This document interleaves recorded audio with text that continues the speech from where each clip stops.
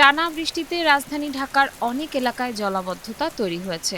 রাস্তায় পানি জমে দুর্ভোগে পড়েছেন নগরবাসী। গত ২৪ ঘন্টায় ঢাকা ও আশেপাশের এলাকায় ৯৭ মিলিমিটার বৃষ্টিপাত রেকর্ড করেছে আবহাওয়া অধিদপ্তর। আবহাওয়া অফিস জানিয়েছে, আজ সোমবারও ঢাকায় বৃষ্টি বা বজ্রসহ বৃষ্টি হতে পারে। আকাশ সারাদিন মেঘলা থাকতে পারে, দিনের তাপমাত্রায় তেমন কোনো পরিবর্তন হবে না। দক্ষিণ বা দক্ষিণ পশ্চিম দিক থেকে ঘন্টায় ১০ থেকে ১৫ কিলোমিটার বেগে বাতাস বইতে পারে। আজ সকাল ৬টায় ঢাকার তাপমাত্রা ছিল ২৭.৪ ডিগ্রি সেলসিয়াস।